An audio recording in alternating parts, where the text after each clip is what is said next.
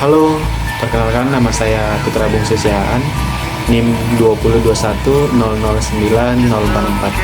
Pada kesempatan ini, saya akan mempresentasikan yaitu makalah saya dalam poin presentasi, yaitu yang berjudul Optimasi Pengaruh Pupuk Kasgot dengan Pupuk NPK Ponska dalam meningkatkan pertumbuhan dan perkembangan tanaman edamame atau Glycine Max. Lanjut. Apa sih tanaman edamame itu atau tanaman kedelai? Jadi tanaman kedelai itu merupakan salah satu tanaman yang sudah menjadi tanaman yang sangat dibudidayakan di Indonesia dalam dekade terakhir, yang memperlihatkan kualitas tanah yang rendah.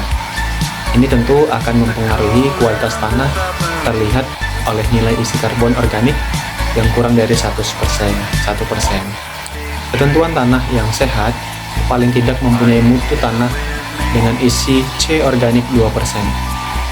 Kemudian penurunan kualitas tanah pada lahan pertanian disebabkan oleh penggunaan bahan organik dan sebagai pupuk yang sudah tidak diterapkan lagi di lahan pertanian.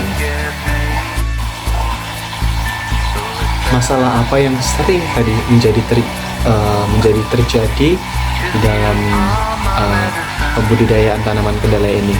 Jadi antara kombinasi pupuk organik dengan anorganik yang diharapkan itu dapat memberikan efek sinergi dalam meningkatkan pertumbuhan dan produksi tanaman kedelai. Namun belum diketahui apakah terdapat interaksi antara pupuk kasgot dengan pupuk NPK pada tanaman edamame. Tanaman kedelai atau Glycine Max merupakan tanaman semusim yang tergolong dalam famili Fabaceae atau Leguminosae. Kedelai ini merupakan salah satu tanaman yang sangat penting di dunia karena memiliki kandungan gizi yang sangat tinggi, terutama protein nabati. Tanaman edamame ini adalah varietas khusus dari tanaman yang dipanen pada fase masa susu. Masuk ke bagian pelaksanaan. Adapun pelaksanaan penelitian ini terletak di Fakultas Pertanian Universitas Tanjung Pura di Pontianak, Kalimantan. Penelitian ini berlangsung dari tanggal 16 Agustus sampai 14 November 2022. Metode yang digunakan itu ialah metode rancangan acak lengkap atau RAL yang terdiri dari 2 faktor, yaitu pemberian pupuk kandang burung puyuh atau K dan NPKP masing-masing dengan 3 taraf perlakuan yang terdiri dari 9 kombinasi perlakuan dan 3 ulangan, sehingga total keseluruhan adalah 108 sampel tanaman atau polybag. Memasuki hasil dan pembahasan, kita bisa lihat pada tabel 1 terdapat tabel yaitu pupuk kandang puyuh per ton per hektar dan NPK kilogram per hektar.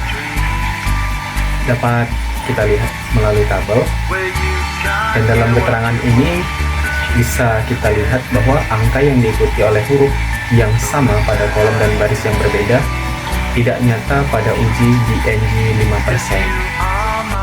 Kemudian pada tabel kedua, yaitu uji BNG 5% pengaruh interaksi pupuk kandang, burung puyuh, dan NPK terhadap T. Dapat kita lihat juga di dalam tabel tertera seperti berikut. Untuk keterangan, angka yang diikuti oleh huruf yang sama pada kolom dan baris yang berbeda juga tidak nyata pada uji BNG 5%. Kemudian pada hasil dan pembahasan, yaitu hasil pada tabel 3, yaitu uji BNG 5%, pengaruh pemberian pupuk kandang puyuh pada jumlah cabang 4 minggu setelah tanam, pada bobot kolong segar dan jumlah kolong isi. Juga bisa kita lihat pada tabel berikut.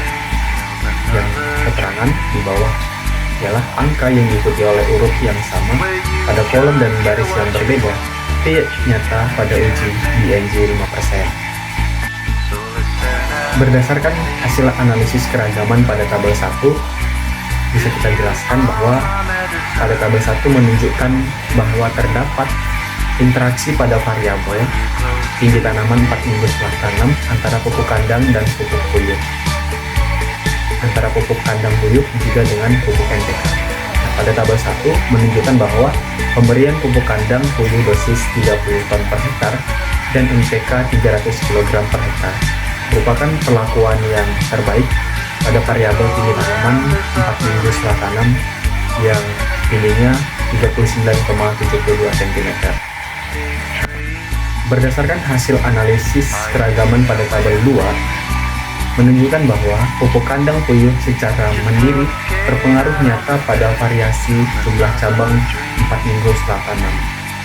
Juga pada tabel 2 menunjukkan bahwa pemberian pupuk kandang puyuh dosis 40 ton per hektar dengan menghasilkan jumlah cabang 4 minggu setelah tanam yang tingginya 7,89 cm. Pupuk kandang puyuh ini mampu berkontribusi dalam menyumbangkan unsur hara dan memperbaiki sifat fisik tanah pada saat pertumbuhan jumlah cabang. Pemberian pupuk kandang puyuh dosis 30 ton per hektar ini mampu memberikan hasil yang baik pada variabel jumlah cabang 4 minggu setelah tanam sebesar 7,87 ruas.